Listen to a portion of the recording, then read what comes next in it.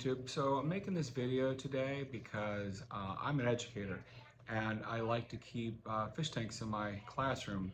I like to bring the hobby into my classroom. I use them for different educational purposes. But today I'd like to discuss with you what do you do when you go on breaks? As educators, we go on many breaks. We go on a fall break or Thanksgiving break, as I like to call it. And we have a winter break, and then we have a spring break. And what do we do during those long periods of time where we have a week, maybe 2 weeks off, and we can't come in to service our aquariums? How can we set these tanks up for success so that they will be able to make it through that week to 2 week time period without any maintenance? So here we have my 22 long stream tank. And so what kinds of things am I going to do to prepare this tank for the upcoming fall break? And so this is going to be a period of about 9 days. And for a 9 day period, I'm really going to make sure that just this water level is topped off. One thing, the biggest problem with this tank during that period of time would be that for the canister filter to run dry. So I normally keep my water level in the tank at this level because I like to have that kind of surface agitation on the top. But the problem is that leaves the intake for the filter at a kind of a low level. So what I'm going to do is I'm going to raise that level up to as high as I can to mitigate that evaporation that's going to occur over the break. And generally, I have to top this off about once a week with about a gallon of water. So it probably would be fine even if I left it at its normal level, but just for safety precautions, I'm going to top it off to that point, about an inch higher, which will probably be another, 2 to 3 gallons. So it's going to give me that margin of error. The other thing that I make sure that I have really on all my tanks is timers. So if we come over here, right, we see I have a very simple timer here. It's not a Bluetooth timer because unfortunately those don't work with our Wi-Fi timer because those don't work, but a nice Bluetooth timer works. Now, just for safety reasons, everything is hooked up to a GFI, and then also the power strip is also a GFI. So I've got two GFIs because no matter what, safety is the utmost priority. And, as much as I would not want anything bad to happen to my tanks, I certainly wouldn't want something like a fire or something like that to happen for some reason. And so having those multiple layers of safety with the two different GFIs assures that. Now, moving over to my saltwater tank. This tank requires a little bit more kind of thought and planning, and really the way I designed it and set it up.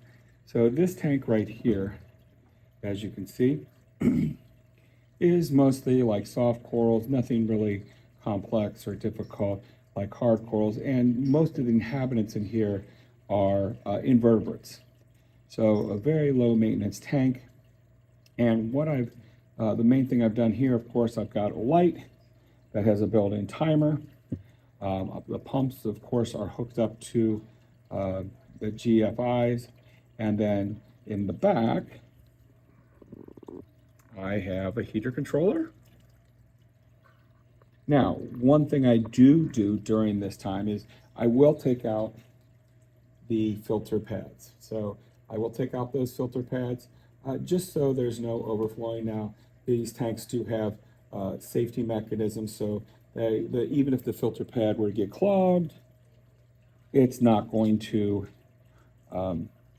overflow. But just once again, safety precautions. I don't want water overflowing or anything like that. So therefore, I'll make sure I move those filter pads. Now, the filtration, it will lack a little bit of filtration, but the feeding is going to be less.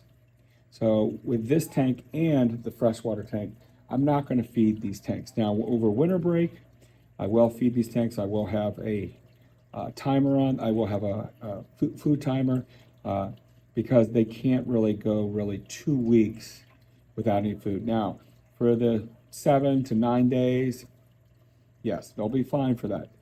Your fish will be fine a week without food. They will survive. There is, both of these tanks are pretty well established. There is food, there is fauna in this tank for them to find. They will be fine. All the fish in both tanks are very healthy and very hardy fish. None of the fish in these tanks are what I would consider delicate fish. Now, one fish I do have in here that I am actually going to take home because I recently purchased, well, I didn't purchase it, I actually collected it, and I can't really see it right now, but maybe I'll throw in some B-roll, is I do have a pipefish in here. Actually, I have 2 different pipefish in here that I collected recently. Now, those fish I will take home. And the reason I'm taking those home is they just have been put in this tank maybe like a week ago. I am still kind of getting them to eat live baby brine shrimp. So I don't feel comfortable leaving them here for a week time when they're just kind of being newly acclimated to this aquarium. So I do have a tank at home that I can put them in, a very similar size tank with very other fish, and it's set up to the environment that they will be happy in, and then I can easily get them out also from that tank. So another thing I would say is having your tank set up for, if you need to take things out, or you're able to get to things pretty easily. If you have a very elaborate, complex tank that's hard to get animals out, that's going to be another factor that you're going to have to consider. But in this tank, I'm in this situation where I will be able to get these pipefish out pretty easily. I will take them home, and then I will continue to feed them enriched baby brine shrimp and brine shrimp live foods, and try to wean them over to frozen foods over the next week, and then bring them back and put them back in this tank. Another big concern with saltwater tanks, particularly, is top off, right? So with a freshwater tank, your big concern is your filters running dry. In a saltwater tank, when there's evaporation occurs, right, the salt stays, which means your salinity rises. Smaller tanks like this is a 20-gallon tank, those salinities can rise and fall much more drastically. In a larger tank, that's why we always say like the smaller tanks are less stable. So I do have an auto top off hooked up to this tank, and I'll show you that now. It is a very simple auto top off, and it works well. This is one of those things where when you're designing your system, thinking in that mind of how long it's going to take, how much water is going to evaporate. So I'm going to show you that top off system now. So here is my top off system. Once again, a very simple one. I did think about using an electronic one, but these float valves are, number one, they're very reliable, they're very economical, and they're very easy to maintain. So I think I got this float valve here on Amazon. I think it was like 15 bucks. And it's kind of just like a toilet, where as the water goes down, it fills, and then when the water goes up, it closes the valve. And I've got an RO line running from there. And then, as an educator, lots of times we have them on countertops, and above the countertops, what do we have? We have cabinets, right? So, inside the cabinet, I have a 5-gallon container, right? And so this 5-gallon container will last about 2 weeks. So 2 weeks time it will take for this 5-gallon container to evaporate enough water to where it needs to be filled. So this container gives me 2 weeks leeway where I have to not worry about water. And so all I did was drill a small hole Before I had it just kind of on the outside of the cabinet here, but I wanted a little something a little bit neater, so I drilled a small hole underneath, and then I put it into it. Just this RO line just goes into a 5-gallon container, and when I need to, I just switch it out, and I have a nice fresh one. Today's Friday, so I'm going to put that in today. So I have more than enough water to last me the next week or 9 days. And so here is my third tank that I keep at school. I keep this in a science lab. It is a very simple Innovative Marine 15-gallon. I like these all-in-one tanks because they are very easy to maintain, do water changes on. I can do a 50% water change on this tank with less than 5 gallons. When you consider all the rock and stuff, if I do a 5-gallon water change, that's a 50% water change. So I do that about once a month, and scrape the glass, feed the fish, and that's about it. And with this tank, I don't even have to feed the fish, because on this tank I do have an automatic feeder, and I have this because I do see this tank at least once or twice a week, but I don't see it every day, so having an auto feeder just makes sense. I do have an AI Prime, once again, schedule, Bluetooth, all that good stuff, so a little bit nicer equipment here. Then I have a Nero 3 pump on here, once again, Bluetooth, very nice setup for this tank. And the inhabitants of here, of course, are some clownfish and mostly zoanthids, some soft corals. And if we look closely, he's out right now. We have a pink, and I forget what they're called, the pink and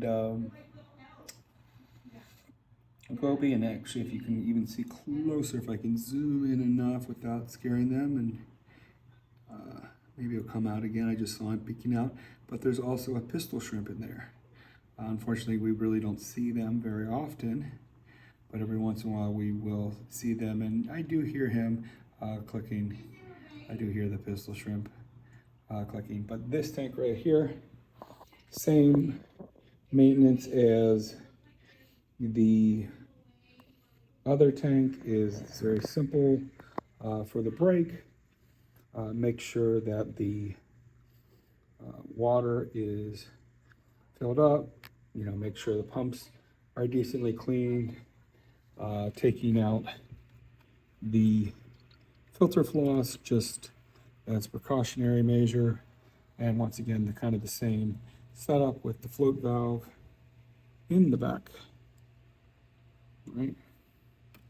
And with this, I've already changed out the 5-gallon container, so we have a nice full container of fresh RO water for the tank. And now this thing is just ready to go. It could go 2 weeks easy, nobody touching it. Now when I do come back in, I'll probably do another filming of the afterwards. You can see there is a little bit of algae on the glass. I haven't really cleaned it this week. I usually try to scrape the algae, clean the algae once a week, and usually I do that maintenance on Friday, and I just haven't done it yet today. So this is about about a week's buildup on the glass. Not too bad. I do have a algae magnet that I use, and then usually, like I said, once a month when I do a nice big water change, I do a little bit deeper cleaning, get a toothbrush in there and a scraper, scrape off the glass and the pumps, and that's usually about once a month I do that cleaning.